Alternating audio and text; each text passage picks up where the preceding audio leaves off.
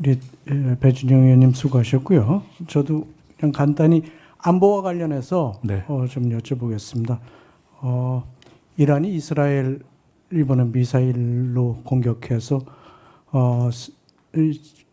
이스라엘이 자랑하는 그 오중 방공망이 이번에 뚫렸잖아요. 그래서 다수의 사상자가 발생한 걸 알고 계시죠? 네, 그렇습니다. 북한은 그동안 핵미사일을 계속 고도화시켰고 또 러시아의 도움으로 인해서 더욱더 발전되고 있는 그런 상황인 것도 잘 알고 계시죠, 그죠? 우리가 가지고 있는 방공망이 KAMD인데 지금 우리 방공망이 좀 튼튼하다고 생각하시는지. 북한은 더군다나 이 러시아의 도움으로 더 개발했고 이번엔 또 우크라이나 전쟁에 참여해서 드론에 대해서도 상당한 지식을 가지고 있다 생각되는데 이런 걸 감안해서 우리 KAMD 상황이 어떤지 앞으로 어떻게 보강해야 되는지 그에 대해서 좀 의견을 말씀해 주시기 바랍니다. 엄밀한 의미에서 제가 국방위원회에 속해 있는 수준을 넘어서는 국방 전문가는 아니지만 개인적으로 우연히도 제가 무기 문제에 대해서 관심을 오래 가지고 이렇게 좀 봐온 사람입니다. 그리고 미국을 포함해서 그런 국방 문제에 대해서 비교적 관심을 좀 오래 갖고 공부를 해온 편인데요. 엄밀한 의미에서 어떤 나라도 더구나 현대전에서 방어를 완벽하게 할 수 있다라고 이야기하는 것은 사실은 이론적으로 기술적으로 쉽지 않다 하는 것을 조경현 위원장님께서도 아마 생각하시고 여쭤보신 것 같습니다. 우리 한국의 MD 문제도 그런 점에 있어서는 당연히 개선돼야 할 점들이 많이 있고 더구나 북핵이 사실상 고도화되고 이미 존재하는 것이 아닌가. 북핵 보유국의 인정 문제와는 별도로 라는 상황에서는 대단히 깊은 안보적 고민이 있는 상황인 것을 저희가 알고 있기 때문에 그렇기 때문에 저희들이 한미 동맹도 중시하는 것이고 또 여러 가지 심지어 상당한 목소리로 뭔가 독자적인 핵에 대한 문제까지도 제기하는 분들이 있다 하는 것을 이해하고 있습니다. 그래서 그런 문제에 대해서 충분히 이해하고 바라보고 고민하고 있다. 개인적으로는 그 정도까지 말씀드리겠습니다. 네. 그런 무기 체계에 관심 많으시다고 그러시니까 다행으로 생각하는데 우리는 방공망 중에 적어도 공격하는 북한의 장사정포라든지 드론에 대한 대비가 상당히 미흡한 거 잘 알고 계시죠? 지금 아직 이 저고도에 대해서는 LAMD가 아직 구축 중에 있고 일부는 뭐 됐기도 했지만 그런 것도 알고 계시지 않습니까? 네. 네, 굳이 멀리 가지 않아도 바로 지난번에 윤석열 대통령 시절에 용산이 북에서의 어떻게 보면은 기술적으로 그렇게 막 고도화됐다고 볼 수 없는 드론에 의해서 사실상 뚫린 것 같은 상황을 연출했던 것이 사실 아니겠습니까? 그런 고민이 있죠. 네. 그런데 우리 후보자께서는 2016년도에 사드 배치할 때 사드에 대해서 반대를 하셨고 또 사드에 대해서 더불어민주당 그때 더불어민주당인가 반대 당론을 채택해야 된다고까지 발언을 하셨는데 이 사드가 고고도 방어 체계인 거 잘 알고 계시잖아요.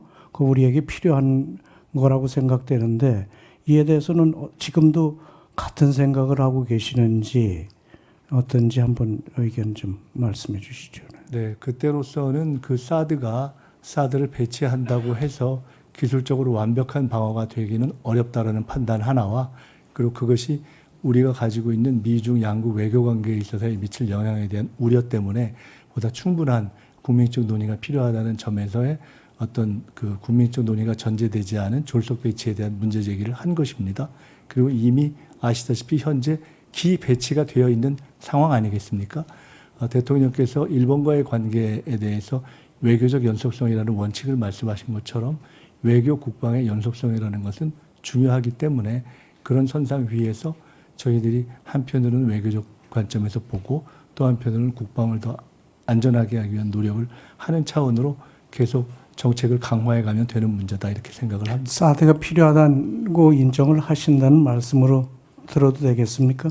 네, 현 시점에서는 그것이 부족하지만 그래도 일정한 의미가 있는 대안이라고 판단되어서 정부 차원에서 배치가 되어 있는 것으로 이해하고 또 부족하면 있습니다. 더할 수도 있고요. 그렇게 보시는 거죠.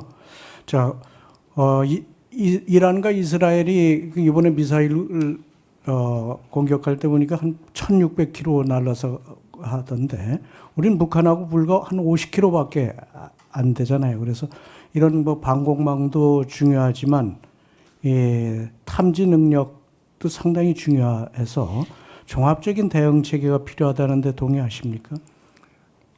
앞으로 혹시 제가 총리가 되면은 존경하는 이정배 위원장님을 꼭 한번 긴히 뵙고 이러저러한 국방 문제에 대해서 말씀을 조금 더 자세히 여쭙는 기회가 있으면 좋을 것 같습니다. 왜냐하면 지금 주시는 질문들 하나하나에 대해서 제가 개별적으로 사안 하나하나를 답변하기는 너무나 중한 문제들을 질문 주시는 것 같아서 제가 단답으로 하기는 조금 더 신중하게 답변 드리는 것이 옳지 않을까 싶습니다. 제가 답변을 드리고 싶지 않아서가 아니라 그런 문제들에 대해서 조금 더 깊이 공부하고 총리로서 위원장님께 말씀드릴 기회를 갖게 됐으면 좋겠다 하는 것으로 이해해 주셨으면 합니다. 네, 그러면 쉬운 걸로 하나 말씀드리죠. 칭화대 논문 중에 이 탈북자에 대해서 도북자 또는 반도자라는 용어를 썼다고 해서 우리 국민의힘 대변인이나 또는 탈북하신 박충건 의원이 그에 대해서 강하게 항의를 한 걸 알고 계시는지요? 네, 봤습니다. 네. 그래서 그에 대해서는 이런 자리에서 해명이 좀 필요하지 않나 생각이 되는데요.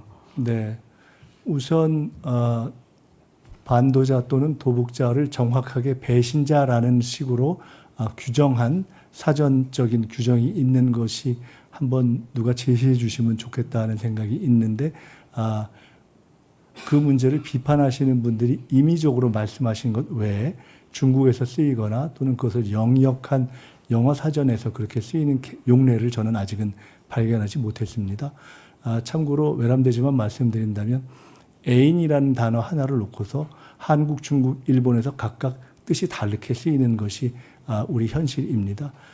반도자, 도북자 문제는 영어로는 디펙터, 그야말로 중립적인 그곳에서 벗어난 사람이라는 뜻으로 쓴 것이고 저는 적어도 그런 뜻을 가지고 썼다. 더 중요하게 말씀드리고 싶은 것은 저는 개인적으로 그 중국 칭화대학에서 쓴 논문을 굉장히 자부심을 가지고 있습니다. 왜냐하면 통상 중국의 이 탈북민들을 송환하는 것에 대해서 중국이 잘못한다라는 비판만 하지 대안을 제시 못하는 경우가 많은데 한편으로는 중국은 그것은 자신들의 국제적 난민 조약에 어긋나지 않았다라고 이야기해 왔고 일정하게 그것이 일리가 있는 면도 있기 때문에 한편으로는 국제법적으로 그것이 일리가 있지만 더 나아가면 국제법의 실현에 있어서 반드시 송환 과정에서 그분들의 의사를 묻는 것이 옳은데 중국이 그것을 하지 않고 있지 않느냐라는 문제 제기를 한 논문이고 제가 알기로는 국내에서 탈북민들의 보호 문제를 제기하시는 분들도 한 번도 제기하지 않은 문제를 제기한 것이어서 당시 제가 논문을 쓸 때 칭화대학의 중국 교수들이 어떻게 이런 문제를 중국에서 제기할 용기를 냈느냐라고 제게 질문 주셨던 사안이어서 저는 사실은 그때도 그렇고 앞으로도 그렇고 이런 문제에 대해서는 한번 조금 저희가 정책으로도 반영해 봤으면 좋겠다는 생각을 가지고 있고 부족한 점이 있을 수 있지만은 칭화대 논문은 저로서는 굉장히 고민하고 성의 있게 쓴 논문이다 이렇게 말씀드리겠습니다. 탈북자 문제에 대해서는 인도적인